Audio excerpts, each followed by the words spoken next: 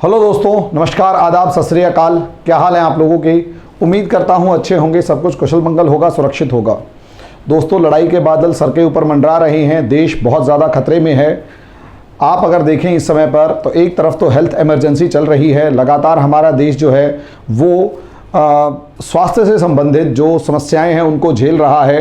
Health emergency के अंदर health की जो प्रॉब्लम्स हैं उनको लगातार झेल रहा है। लोग कोरोना से पीड़ित हैं। ऐसी समस्या के अंदर, ऐसी प्रॉब्लम के अंदर हमारा जो पड़ोसी है वो हमारे बॉर्डर पर चढ़ आया है, आंखें दिखा रहा है और हमारे एरिया के ऊपर कब्जा करने की पूरी तैयारी कर रहा है। हम बहुत बुरी सिचुएशन में फंस चुके हैं। हमारा देश जो है वो एक बहुत बुरी समस्याओं से घिरता जा रहा है। लेकिन आपका देश सक्षम है, आपका जो दुश्मन देश चाइना है वो भी काफ़ी हद तक सक्षम है। लेकिन ऐसी समस्या के अंदर, ऐसी सिचुएशन के अंदर हर कोई इंसान जानना चाहेगा कि असलियत में किसके, इन दो बड़े देशों की लड़ाई में सबसे ज़्यादा नुकसान किसको होगा। मैं पीछे भी बहुत सारी वीडियोस बना चुका हूं कि चीन का क्या पॉइंट ऑफ व्यू है, इंडिया का क्या पॉइंट ऑफ व्यू है, नेपाल का क्या होगा, बांग्लादेश का क्या होगा। ऐसे में मैं सबसे ज़्यादा इम्पॉर्टेंट एक देश की तरफ ध्यान देना चाहता हूं जो काफ़ी ज़्यादा इम्पॉर्टेंट है, काफ़ी ज़्यादा सिग्निफिकेंट है, लेकिन आने वाले समय में हो सकता है उसको सबसे ज़्यादा नुकसान होता हुआ आपको नज़र आए। जी हाँ, वो देश इस हालात में है कि वो इस युद्ध से दूर नहीं रह सकता, उसे भारत से लड़ना ही पड़ेगा। अगर चीन ने हमला किया तो उसे इस युद्ध के अंदर शामिल होना ही पड़ेगा, लेकिन उसके साथ मजबूरी सबसे बड़ी ये है कि यदि वो युद्ध के अंदर शामिल हो गया तो वो बर्बाद हो जाएगा। इसीलिए सबसे बुरी सिचुएशन उसी देश की है। जी हाँ, अगर आप लोग अभी तक अंदाज़ा लगा पाए हैं तो आपने अगर अंदाज़ा लगाया और उसके अंदर आप पाकिस्तान को सोच रहे हैं तो आपने बिल्कुल सही अंदाज़ा लगाया। दोस्तों, चीन और भारत दुनिया के दो बड़े देश, दो सबसे ताकतवर देशों में शुमार होने वाले देश, दो न्यूक्लियर पावर्स जब आपस में इस बॉर्डर पर एक दूसरे के साथ भिड़ते हुए नज़र आ रहे हैं, अपनी अपनी आर्मी को स्ट्रॉन्ग करके आगे बढ़ाते हुए नज़र आ रहे हैं और कहीं ना कहीं नेक टू नेक फाइट होने वाली है। बहुत ही, जिसे कहते हैं, ज़बरदस्त लेवल के ऊपर युद्ध होने वाला है। और दुनिया में वर्ल्ड वॉर के बाद ऐसे बहुत कम युद्ध हुए हैं जिनमें से एक युद्ध ये हो सकता है। दोनों देशों के लिए डू और डाई वाली सिचुएशन है। दोनों देश हो सकता है 20 साल पीछे चले जाएं, हो सकता है बर्बादी के कागार पर पहुंच जाएं, लेकिन बर्बाद होने वाले देश में बर्बादी की कागार पर भले ही पहुंच जाएं, लेकिन इन दोनों देशों के अंदर इतना पोटेंशियल है कि ये बर्बाद होने के बाद भी बुलंदियां छुएंगे।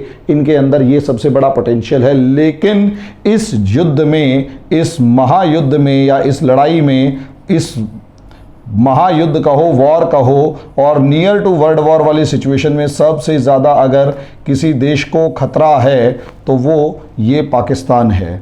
इस पाकिस्तान को अगर आप देखते हैं तो हालात इसके इस तरीके से बद से बदतर होते जा रहे हैं कि अगर इसने इस लड़ाई के अंदर हिस्सा लिया तो मरा, और अगर इसने इस लड़ाई में हिस्सा नहीं लिया तो मरा। ऐसी सिचुएशन के अंदर पाकिस्तान अभी है। अब ऐसा क्यों है तो ये समझ लीजिए। वास्तव में इंडिया और पाकिस्तान के बीच में सबसे बड़ा डिस्प्यूटेड लैंड जो इस टाइम पर मौजूद है वो ये है गिलगित बाल्टिस्तान और पीओके। एक तो है गिलगित बाल्टिस्तान, एक है गिलगित बाल्टिस्तान, जिसके ऊपर ये कश्मीर का हिस्सा हुआ करता था और आज के दिन पाकिस्तान ने इसके ऊपर कब्जा किया हुआ है। और दूसरा ये वाला इलाका पाकिस्तान ऑक्यूपाइड कश्मीर। दोस्तों, ये जो गिलगित बाल्टिस्तान है ये भारत के लिए बहुत ज़्यादा स्ट्रेटेजिकली इंपॉर्टेंट है। स्ट्रेटेजिकली और इकोनॉमिकली हर तरीके से बहुत ज़्यादा इंपॉर्टेंट है। अगर आप इसके अंदर मोटे तौर पर देखेंगे तो रियलिटी ये है कि भारत का सेंट्रल एशिया का रास्ता, अगर इस इलाके के ऊपर भारत कब्जा कर लेता है या भारत का इस इलाके के ऊपर दबदबा होता है या यहाँ रहता है तो एक चीज़ तो ये है कि भारत को डायरेक्ट रूट सेंट्रल एशिया यानी कि सेंट्रल एशिया तक, यानी कि मध्य एशिया तक मिल जाएगा। और दूसरी सबसे बड़ी खास बात यहाँ पर यह होगी कि पाकिस्तान को जो अरब सागर तक सी पैक के नाम से, चाइना को जो सी पैक के नाम से पाकिस्तान होते हुए जो रोड बनाने को मिल रहा है वो रास्ता ख़त्म हो जाएगा। और इसीलिए चाइना भी इस पूरे इलाके के ऊपर अपना डोमिनेंस बनाए रखने की पूरी कोशिश करेगा और ये चाहेगा कि भारत ये रास्ता ना बनाए या भारत इस पर कब्जा ना करे, ताकि उसकी जो 46 बिलियन डॉलर की जो इन्वेस्टमेंट है, 46 बिलियन डॉलर की जो इन्वेस्टमेंट है वो सेफ रहे और उसे अरेबियन सी तक डायरेक्ट कांटेक्ट या डायरेक्ट लिंक मिला हुआ नजर आए और इंडिया यहाँ पर ब्लॉक्ड रहे। दोस्तों इसी सिचुएशन में या इसी रीज़न से अगर आप लोग देखते हैं मोटे तौर पर, तो कहीं ना कहीं दोनों देश इस जगह पर आकर फंसेंगे ज़रूर। भारत इस जगह पर मूव ज़रूर करेगा और दोनों देशों के बीच में इस रीजन को लेकर लड़ाई ज़रूर है। और इस पास को, जो कराकोरम पास जो अक्साई चीन से होकर जा रहा है, आप लोग बराबर नाम सुन रहे होंगे, कराकोरम पास। अब ये जो कराकोरम पास है, इसके ऊपर से अगर आप देखेंगे तो बराबर इस रूट के ऊपर से वो निकल रहा है या इसके ऊपर सिचुएशंस को देख रहा है। ऐसी सिचुएशन में अगर आप पाकिस्तान के हालात देखेंगे तो इसके हालात वैसे ही बहुत बद से बदतर होते जा रहे हैं। कारण उसका ये है कि अगर आप इस पाकिस्तान को देखते हैं तो इसे थोड़ा सा अगर आप ढंग से एक्सपैंड करेंगे तो सबसे मेन सिचुएशंस आपको काफ़ी ज़्यादा पाकिस्तान की नज़र आनी शुरू हो जाएंगी। पाकिस्तान की सबसे बड़ी और सबसे पहली प्रॉब्लम ये कि पाकिस्तान का पॉपुलेशन डिस्ट्रीब्यूशन, अगर आप ये इलाका देखेंगे इस तरीके से तो ये इलाका सिंध है। सिंध जो इलाका है, अगर आप इसे देखेंगे तो यहाँ पर पॉपुलेशन जो है वो सिंधी रहती है। अब सिंधी पॉपुलेशन रहती है और दूसरी इसकी सबसे बड़ी ख़ास बात ये है कि ये इसकी जो इकोनॉमी है वो पाकिस्तान की इकोनॉमी में 60 से लेकर 70% तक कंट्रीब्यूट करती है। सिंध की जो अर्थव्यवस्था है वो पाकिस्तान की अर्थव्यवस्था में 60 से 70% तक कंट्रीब्यूट करती है और इसकी जो पॉपुलेशन है वो लगभग 30% के आसपास है। यही रीज़न है कि सिंध की इतनी कम पॉपुलेशन जब ज़्यादा परसेंटेज कंट्रीब्यूट करती है, लेकिन जो भी पाकिस्तान का जीडीपी है, जो भी पाकिस्तान का बजट होता है, उस बजट में सिर्फ और सिर्फ 15% के आसपास कराची या सिंध को रिटर्न में मिल पाता है और वो मैक्सिमम अमाउंट जो है वो कराची के अंदर ख़त्म हो जाता है। वो मैक्सिमम अमाउंट कराची के अंदर ख़त्म हो जाता है। तो बाकी सिंध का इलाका आपको काफ़ी ज़्यादा पिछड़ा मिलेगा और प्रॉब्लम के अंदर मिलेगा। दूसरा पाकिस्तान की जो सबसे बड़ी प्रॉब्लम है वो ये है कि सिंध से लेकर अगर अगला इलाका देखा जाए तो ये एक बड़ा रीजन जो है ये बलूचिस्तान इलाका है। अब इस बलूचिस्तान इलाके के अंदर अगर आप देखेंगे तो बलोच कम्युनिटी के लोग रहते हैं और इनका कहीं ना कहीं पाकिस्तान के साथ 36 का आंकड़ा है। यहाँ अगर पॉपुलेशन देखेंगे तो यहाँ मुश्किल से 10% पॉपुलेशन है पाकिस्तान की, लेकिन अगर मिनरल रिसोर्सेज का देखोगे तो 70% मिनरल रिसोर्सेज पाकिस्तान के यहाँ पर हैं और लैंड एरिया देखोगे तो 44% लैंड एरिया यहाँ पर है। अब ऐसी सिचुएशन में बलूचिस्तान अपने आप को अलग मानता है और इसे हमेशा, बलूचिस्तान को हमेशा ये लगता है कि कहीं ना कहीं पाकिस्तानी जो हैं वो इनका हक मार रहे हैं, पाकिस्तानी इन्हें इनका हक नहीं दे रहे हैं। और पाकिस्तान के सबसे ज़्यादा मोस्ट बैकवर्ड रीजन्स के अंदर ये इलाका है, मोस्ट बैकवर्ड रीजन्स के अंदर ये बलूचिस्तान इलाका है। और उससे ज़्यादा ख़ास बात ये क्योंकि ये सबसे ज़्यादा बैकवर्ड इलाकों में से एक है। तो यहाँ अगर आप लोग देखेंगे तो पूरे का पूरा ये जो इलाका है, पूरे का पूरा ये जो रीजन है, ये डिस्टर्ब्ड एरिया के अंदर काउंट होता है। और यहाँ पर मिलिटेंसी कहो या इंसर्जेंसी कहो, यहाँ पर हद से ज़्यादा है। इंसर्जेंसी हद से ज़्यादा है। पाकिस्तान की एक आर्मी का बड़ा हिस्सा, पाकिस्तानी आर्मी का बड़ा हिस्सा इस बलूचिस्तान विद्रोह को दबाने में हर समय पर लगा रहता है। और सिंध के अंदर भी आए दिन कोई ना कोई प्रोटेस्ट मार्च निकलता रहता है और सिंध को अलग करने की डिमांड करते रहते हैं। ऐसी सिचुएशन में दो इलाके पाकिस्तान से अलग होने की कगार पर बैठे हुए हैं। दूसरी तरफ अगर आप लोग यहाँ देखते हैं दोस्तों, तो सबसे इम्पॉर्टेंट सिचुएशन यहाँ पर ये आ जाती है कि पाकिस्तान का अप्रॉक्सीमेट ये जो इलाका है यहाँ से यहाँ तक, ये कम से कम 700 किलोमीटर का इलाका पड़ जाता है, समझे। यानी सिंध के इलाके से और ये इलाका 700 किलोमीटर का इलाका है जो कि डेजर्टेड है, यानी खाली पड़ा हुआ है। बहुत ही स्पार्सली पॉपुलेटेड इलाका है, खाली पड़ा हुआ है। और यही रीज़न है सिंध का पंजाब के साथ बहुत ज़्यादा लिंक नहीं है। दूसरी तरफ अगर आप ये देखें तो ये पूरा इलाका बड़ा जो यहाँ तक का ये पूरा इस्लामाबाद तक का ये इलाका जो है ये पूरे का पूरा पंजाब कहलाता है। ये इस्लामाबाद वगैरह पूरे का पूरा ये जो इलाका है, ये जो रीजन है, ये पंजाब कहलाता है। अब अगर ये पूरा रीजन पंजाब कहलाता है, ये इसके अंदर अगर आप लोग देखते हैं तो यहाँ की पॉपुलेशन अप्रॉक्सीमेट 60% के आसपास है। इस पंजाब की पूरी पॉपुलेशन जो है वो 60% के आसपास है, पाकिस्तान की 60% पॉपुलेशन। लेकिन अगर आप देखोगे तो आर्मी के अंदर 90% आर्मी जो है वो पंजाबी आर्मी है। उसके बाद गवर्नमेंट जॉब्स जितनी भी हैं उन सभी गवर्नमेंट जॉब्स का लगभग 80 से लेकर 90% के ऊपर पंजाबियों का कब्जा है। जो रिसोर्सेज आते हैं, जो रेमिटेंसेस आते हैं या जो भी पैसा पाकिस्तान के अंदर आता है, उसका मैक्सिमम अमाउंट जो है लगभग 70% के आसपास ये पाकिस्तानी पंजाब खा जाता है। मैक्सिमम अगर आप एक बेनज़ीर भुट्टो को देख लें जो कि सिंध से बनती हैं, तो मैक्सिमम जो भी पार्टियां या जो भी सत्ता के अंदर काबिज़ रहते हैं वो पंजाब में रहते हैं। ऐसी सिचुएशन में पूरे के पूरे इलाके या जितना भी पंजाब का इलाका है ये पूरे का पूरे पाकिस्तान के ऊपर डोमिनेट करता है। और आए दिन यहाँ प्रॉब्लम्स रहती हैं पंजाबी वर्सेस नॉन पंजाबी की। इसके बाद ये जो इलाका जिसे आप खैबर पख्तूनवा से लेकर फाटा रीजन वगैरह कहते हैं, ये खासकर क्वेटा वगैरह का जो इलाका पहाड़ी इलाका है, ये सारे के सारे पख्तूनवा लोग हैं। और इस पख्तूनवा के अंदर मैक्सिमम इलाके जो हैं वो अपने आप को पख्तून मानते हैं और पठान मानते हैं और कहीं ना कहीं अपने आप को अफ़गानिस्तान के ज़्यादा करीब मानते हैं।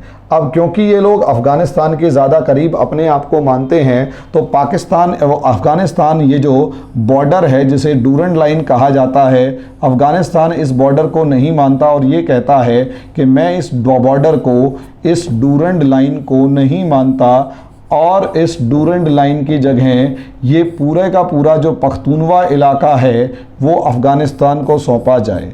और ये भी बहुत ज़्यादा डिस्टर्ब्ड इलाका है और यहाँ पर पाकिस्तान की गवर्नमेंट का डायरेक्ट रूल नहीं है और यहाँ तक कि यहाँ पर मिलिट्री का भी डायरेक्ट रूल नहीं है और यहाँ तक कि कुछ भी इसके ऊपर कंट्रोल नहीं है। ये लगभग ऑटोनॉमस स्टेट्स हैं। पुलिस तो छोड़िए, आर्मी भी यहाँ पर जाने से डरती है।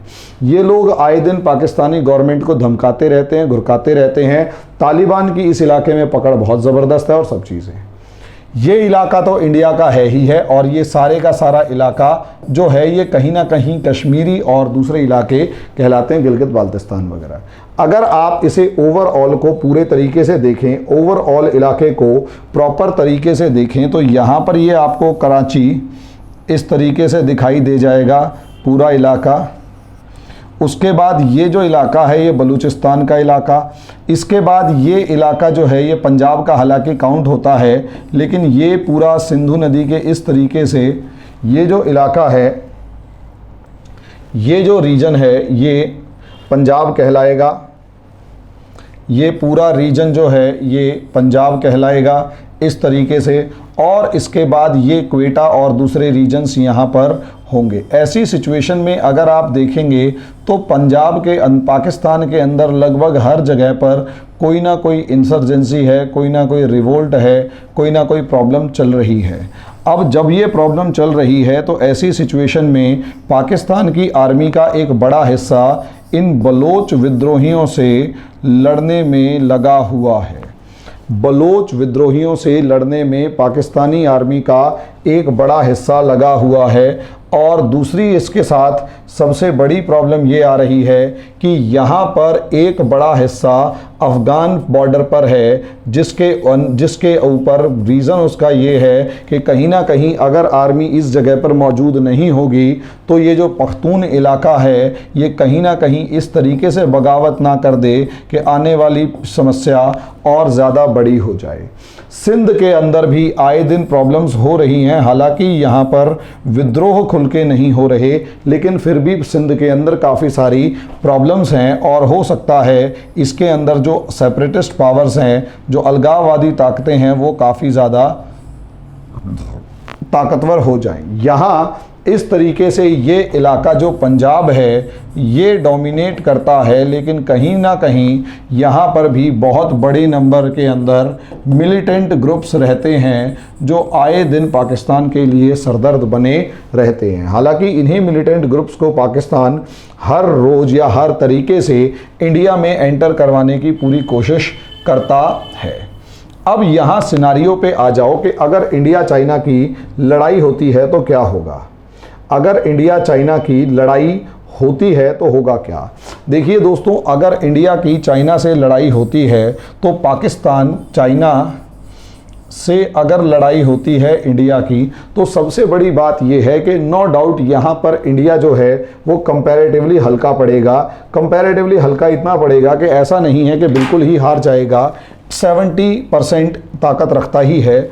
और कई जगह पे इंडिया बहुत ताकतवर है और कई जगह पर इंडिया बहुत ज़्यादा कमज़ोर है। ऐसी सिचुएशन में बहुत ज़्यादा तो नहीं, लेकिन हाँ ये कहा जा सकता है कि कई जगह पर इंडिया जो है वो काफ़ी कमज़ोर है। ऐसी सिचुएशन में जैसे ही इंडिया और चाइना की लड़ाई शुरू होने वाली होगी, आप ये देखेंगे जापान ने लगभग वैसा ही ऑर्डर पास कर दिया और चाइना के अगेंस्ट वो अपनी आंखें दिखा रहा है। इधर ताइवान जो है वो अपनी आंखें दिखा रहा है। इधर से फिलीपींस के अंदर यूएस की आर्मी लगभग एंटर कर चुकी है। वियतनाम भी लगभग तैयारियां करता हुआ नज़र आ रहा है। इंडोनेशिया ने तो चाइना की बोट को ही डुबोने की तैयारी कर ली थी। मलेशिया के भी चाइना से 36 के आंकड़े हैं। ऐसी सिचुएशन के अंदर ऑस्ट्रेलिया, इधर से अगर आप देखें तो ऑस्ट्रेलिया भी कहीं ना कहीं इंडिया का ही साथ देता हुआ नज़र आ रहा है। और यूएसए तो अपना पूरी की पूरी तैयारी करके 3 जहाज़ी बेड़ों को, 3 जो वॉरशिप्स हैं उनको चाइना की तरफ बढ़ा चुका है। ऐसी सिचुएशन में अगर नेपाल को भूल जाओ, नेपाल में सरकार पलटने वाली है। आज या कल के अंदर आपको खबर मिल जाएगी कि पीएम केपी शर्मा ओली जो हैं वो रेजिग्नेशन दे के जा चुके हैं और भारत को अब नेपाल से कोई समस्या नहीं। हिंदुस्तानी नेपाली भाई भाई हो गए हैं दोबारा से। कम नेपाल को कोई आपको किसी भी तरीके की प्रॉब्लम क्रिएट नहीं करेगा। ऐसी सिचुएशन में अगर आप लोग देखते हैं तो यहाँ पर चाइना है, यहाँ इंडिया है।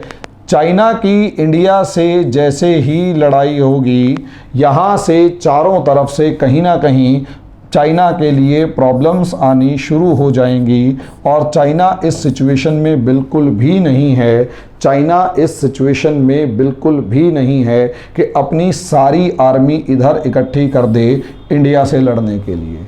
यही एक रीज़न है कि यहाँ पर चाइना को जब चारों तरफ से दबाव पड़ना शुरू होगा इस बॉर्डर के ऊपर, तो चाइना चाहेगा कि इस पूरे बॉर्डर के ऊपर इंडिया की तरफ से जो प्रेशर है वो कम हो,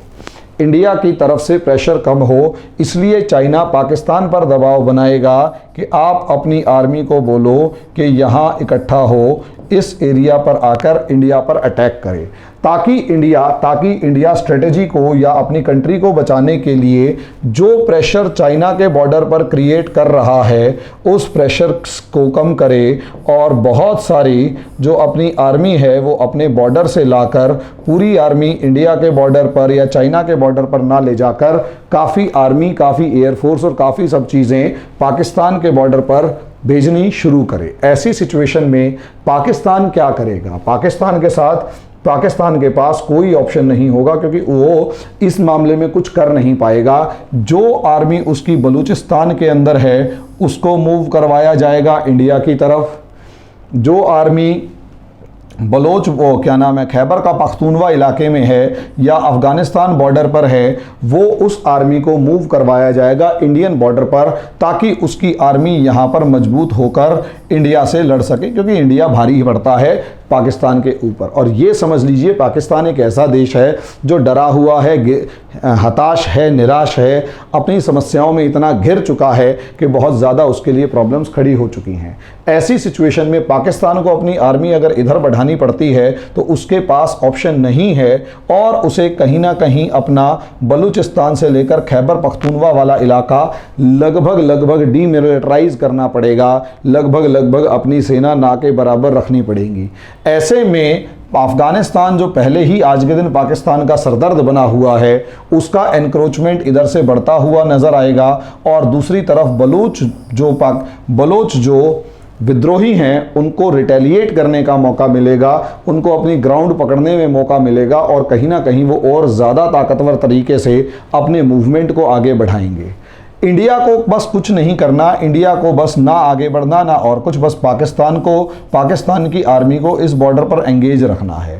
पाकिस्तान की आर्मी इस बॉर्डर पर एंगेज रखेगी, बाकी ध्यान उधर रखा जाए, ना आगे बढ़ने दो ना आगे जाओ। इसका मतलब युद्ध को टू द पॉइंट उसी सिचुएशन में रखो, बाकी काम ये बलूच लोग, ये खैबर पख्तूनवा वाले पख्तून लोग और कहीं ना कहीं कुछ हद तक यहाँ से जो गिलगित बाल्टिस्तान के लोग हैं वो पूरा कर देंगे अपने आप। पाकिस्तान को देर नहीं लगेगी घुटनों के बल आते हुए। इंडिया को बस अपने यहाँ पर अपनी पोजीशन को होल्ड करके रखना है, पीछे नहीं हटना है। नतीजा तुम्हारे सामने आ जाएगा, नतीजा पाकिस्तान को अपने आप भुगतना पड़ जाएगा, क्योंकि समझिए पाकिस्तान के ऊपर सबसे बड़ी जो समस्या है, सबसे बड़ी जो चुनौती है वो इकोनॉमिक क्राइसिस की है। इस इकोनॉमिक क्राइसिस के अंदर एक रोटी अगर 15 रुपये की मिनिमम मिल रही हो, 15 रुपये से लेकर 150 रुपये तक की मिल रही हो, आए दिन सुनने में आए कि आलू महंगे हो गए, प्याज महंगे हो गए, टमाटर महंगे हो गए, सब्जियां महंगी हो गई और दूसरी सब चीज़ें महंगी हो गई। पाकिस्तान की आर्थिक हालात, इससे अंदाज़ा लगाइए कि पाकिस्तान की सरकार ने लोगों को मरने के लिए छोड़ दिया, हेल्थ के लिए हेल्थ के नाम पर उनके पास कुछ भी नहीं था। और रही सही कसर पाकिस्तान की सरकार ने यहाँ तक कह दिया कि लॉकडाउन किया तो जो बीमार से बीमार होकर नहीं मरेगा वो भूखा मर जाएगा, इसलिए लॉकडाउन नहीं किया जा सकता। आपके देश में कैलिबर था, आपके देश में ताकत थी, आपके देश ने लगभग 1.5 महीने का लॉकडाउन रखा और 2 महीने तक तो इतनी, मतलब 1.5 महीने के आसपास से लेकर 2 महीने तक इतनी बहुत स्ट्रांगली उसको मेंटेन किया। अब धीरे धीरे सिचुएशंस को खोल रहे हैं, क्योंकि ये हेल्थ फैसिलिटीज से काफ़ी ज़्यादा सिचुएशंस में ये हैंडल कर चुके हैं और जो भी इनको प्लान कर एग्जीक्यूट करना था कर दिया। भले ही कोरोना फैल रहा है लेकिन डेथ रेट इतना ज़्यादा नहीं है जितना दुनिया के दूसरे देशों में था। उसके पीछे सबसे बड़ा रीज़न आपकी सरकार की तैयारियों को भी माना जा सकता है। मैं ये नहीं कह रहा कि सरकार की तैयारियों की वजह से भी है, माना जा सकता है कि आपकी सरकार की इतनी तैयारियां थी कि वो हैंडल कर गए सिचुएशन को। लेकिन यहाँ पर अगर पाकिस्तान को देखो, इकोनॉमिक क्राइसिस तो चल ही रहा है, साथ में सोशल क्राइसिस भी पाकिस्तान के अंदर बहुत ज़्यादा है, क्योंकि सुन्नी जो हैं वो कहीं ना कहीं शियाओं से लड़ रहे हैं, सुहरावर्दी से लड़ रहे हैं, अहमदिया से लड़ रहे हैं, कादियानी से लड़ रहे हैं। ऐसा सोशल कॉन्फ्लिक्ट इंडिया के अंदर नहीं है, ऐसा सोशल कॉन्फ्लिक्ट इंडिया में नहीं है जैसा कि पाकिस्तान के अंदर दिखाई देगा। इंडिया में तो अगर हिंदू मुस्लिम्स की लड़ाई थी तो आपको एक जगह पर मिलेगी, दूसरी जगह पर कहीं हुई नहीं, बाकी सारे भाई भाई। वो भी कहीं ना कहीं भू माफियाओं का दंगा ज़्यादा था, इसके अलावा कुछ भी नहीं। वो सारे का सारा दंगा भू माफियाओं का और प्रॉपर्टी पे कब्जे का था। किसी दिन बताएंगे कि दिल्ली दंगों की रियलिटी या असली सच्चाई क्या है। असली सच्चाई क्या है और मामला क्या है। लेकिन दोस्तों यहाँ अगर पाकिस्तान को देखोगे तो पाकिस्तान को जैसे ही अपनी आर्मी युद्धग्रस्त या फिर डिस्टर्ब्ड एरिया में से निकाली, वो एरियाज अपने आप को डिक्लेयर करेंगे कि हम आज़ाद हैं, या कम से कम अपनी पोजीशन को इतना स्ट्रांग कर लेंगे कि आगे आने वाले टाइम में पाकिस्तान को उन एरियाज़ पर दोबारा कब्जा करने में पसीने छूटने लग जाएंगे।